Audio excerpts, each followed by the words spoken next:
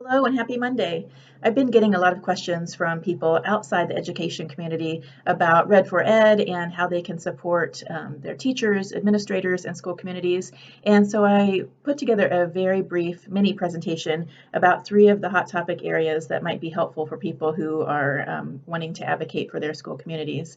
And as a side note, I have the privilege of working with our student teachers at Butler, and I get to be in about 3 to 4 districts a week and interface with about 150 young learners, kindergarten through sixth grade, and about 90 educators. So it's a great 30,000-foot overview, and it provides really interesting observations about what's going on in the state and the community. So I was in Center Grove today.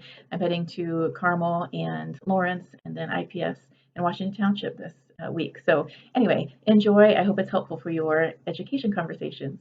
Here we go. So the first important aspect that teachers are advocating for are smaller class sizes. And in society, we think of small class size like the great numbers from 18 to 22, but our research says that the best class sizes are actually 13 to 17, especially in the lower grades, but this goes up all the way into high school. So when you have a class of 13 to 17, you have the greatest return on learning and student growth. And I hear a lot, especially from my dad, I'm talking to you about, well, I had 47 students in my kindergarten class and I turned out great. And yes, you did turn out great, but I want to remind you that your teachers from that time period are dead, probably from exhaustion. No, I'm kidding. But we know that obviously that's not sustainable for teachers and not the best model for students. So as Maya Angelou says, when we know better, we do better, and we definitely know better than to have large class sizes for our kids. And this has been growing and growing throughout the past 10 years. It was normal to have a class size of 25, and now we're pushing the envelope to 28 and 30 students in a fourth grade classroom, and that is simply not good for the teacher or the learner. And when you're choosing a grocery store line and you look for obviously the shortest line you can because you want your needs met quickly and you want to get through the line. Well, this is how a student feels when their hands are up for minutes at a time and the teacher is trying to get around to everyone but also wants to spend quality time with each student. So obviously it's a different way of thinking about it, but nobody wants to stand in line forever. And some people just give up and the students won't ask their question, which is a missed opportunity for learning. So class sizes are an important aspect of great education. And number two, this is the big one that probably I'm most passionate about, is create a structure for salary that persuades instead of dissuades people from the profession. So Hoosiers, we have to get it together. We know that we like to be number one in basketball. We know we like to be number one in racing, and we're number one in steel production.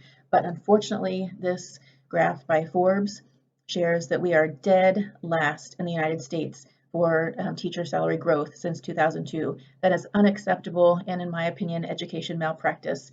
I have students come to me wanting to be teachers, and they are dissuaded because of the salary and worried that they're going to have a second gig on the side to be able to afford their apartment. So we need to get better at that. There's already some school districts that are moving the needle as far as salary, which is really hopeful. Also, I wanted to point out that with our economic talent and expertise in the state, we should not be the last in the state for salary growth. So we have the brain power, we have the financial responsibility as a state to re-envision what the state budget can look like. And as also a side note, school districts are strapped in how they can spend their allocated funds. So they have different buckets. The buckets for teacher salary are different buckets than like athletic facilities or library maintenance. And so re-envisioning how funds can be used at a local level would be crucial for pay salary to increase.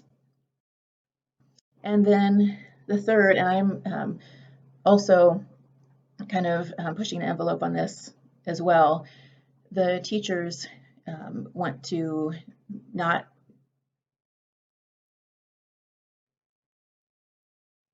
excuse me, the teachers want a hold harmless for the iLearn tests that kind of went awry last year.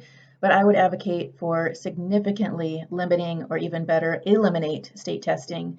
And here's why. As educators, we know that state testing does not provide significant data about students that we don't already know. So the teachers aren't getting any new information. We are spending $100 million on state testing for no significant value for students or teachers or student growth. And interestingly, education demographers, which is a fascinating career choice, they've already accurately predicted state test score breakdowns for the past 30 years. So they got the past 25 years right. They have next 5 predicted across the nation. So the data is kind of superfluous at this point. Obviously, it's enormous expense that could be used elsewhere. And the biggest push away from state testing for me is that it takes away from the creativity and independence that makes classroom communities unique. And I am afraid that people often confuse testing for learning. And I want to reiterate, obviously, testing is not learning. So imagine yourself walking into a library and being tested on all the books inside the library and not being able to check out one. That is what we are doing to our learners across the state from pre-K through high school. It is unacceptable. And I included this cartoon, although it's not very funny, about the pressures of the state, the administrators, the teacher, and then it ends up on the student. So we need to change this for all involved. And lastly, this is one of my favorite quotes from Sharon Draper. I put it in my dissertation because I loved it so much, but you can read that. And thank you so much for advocating on behalf of teachers in your school communities. I hope this was helpful.